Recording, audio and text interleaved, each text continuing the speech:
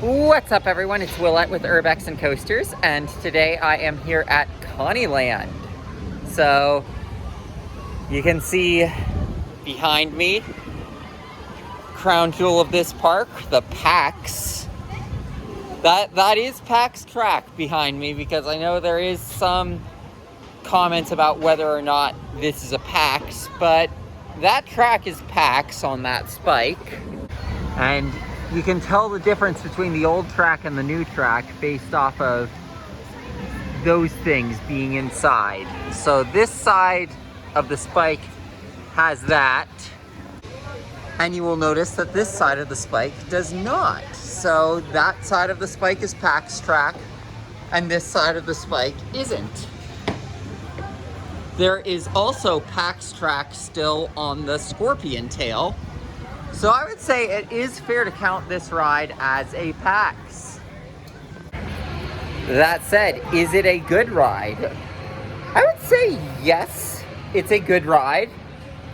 Those hills provide a little bit of floater, especially if you're able to keep the vests from stapling you on the Sunkid trains. The PAX trains were replaced in 2020, I believe.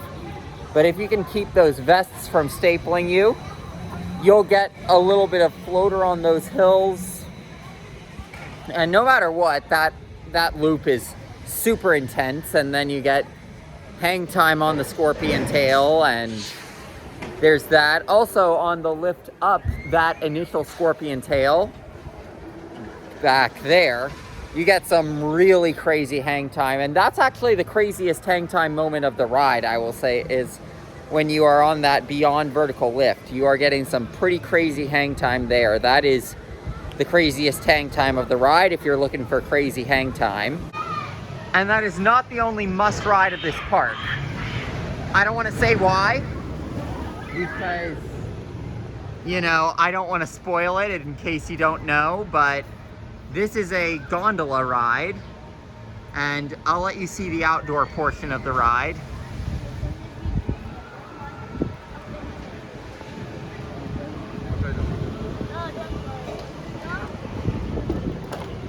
And then you're gonna see that the gondola is gonna come over here, and you can see that swings more than what you would expect a typical gondola to swing. So definitely got to get on this, and if you can get it off balance, that swinging can be more forceful. Not going to spoil what goes on inside there, but I will say there are some surprises in there that you don't want to miss. Also, I did my first rollerball in this park, which is this thing. If I had to guess what my first rollerball would be, I would have guessed it would have been Adventureland in New York, probably. I never would have guessed it would have been Conny-Land. This thing opened in 2025. It's brand new, and it's fun. Nothing you need to get a ton of rides on, but you know, you got some fun rocking on it. Can you say new coaster? This is some footers for the Mach Big Dipper that's going to be coming here. You can see some numberings on there. It's sad that this isn't a ride that I'm going to be getting on, but I am happy to see that the construction is going on, because, I mean, I was worried that they were looking at this Mach Big Dipper as Cobra's replacement, and I can't say for sure that they're not eventually looking at that, but, you know, it's good that I got to get on Cobra, and they definitely are not in the same location, so they definitely are planned to coexist, and that was something I was a little bit nervous about, and definitely better progress on this European Mach than on the one at Holiday Park that we didn't even see any evidence of its existence. Also, this building back here, that's a drop tower. It does have some force to it, so... And it has a few other tricks that I'm not going to spoil. And I mean, I would say that that is the one ride where screens actually do benefit the ride.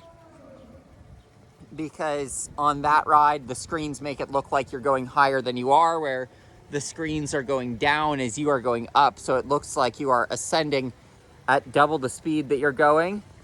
They also have a dinosaur-themed dark ride that's better than Dinosaurs Alive. What else can I say? But it's a cool enough ride.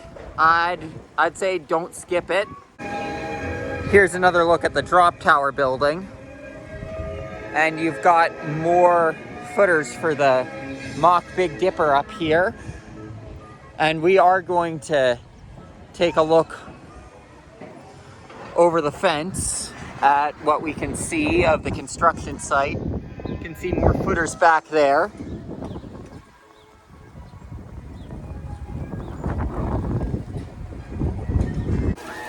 We've got Doric columns here, so that's pretty cool.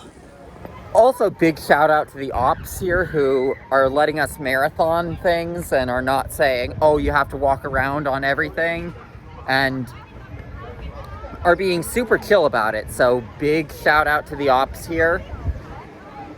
Also, you know, not assigning seats when there are open rows. Like, if you want a row that's open, you are free to take it. Big shout out to the ops here. Also, side note, that lift hill on Cobra, that has a slight slant to it, so you get a really awesome sensation in the left seat of hang time when you're getting wenched up the lift to air time on your way down. Oh, Pax, I love you. Also, I want to draw attention to the fact of how tiny this kiddie coaster is. They market it as the world's smallest roller coaster. My hand is at the height of the lift hill, and this is and it's on a platform. So actually, there you go. I am taller than this roller coaster, and it's not like I'm freakishly tall or anything. So there's a roller coaster that exists that's shorter than me. That is absolutely crazy to think about, that a ride like this exists. And no, I do not have the credit, sadly. I do not think any enthusiasts have the credit unless they grew up here, because this thing does have a weight max of 30 kilograms. I believe Roller Coaster Database lists this as having been built by Gerstlauer, which is even more funny.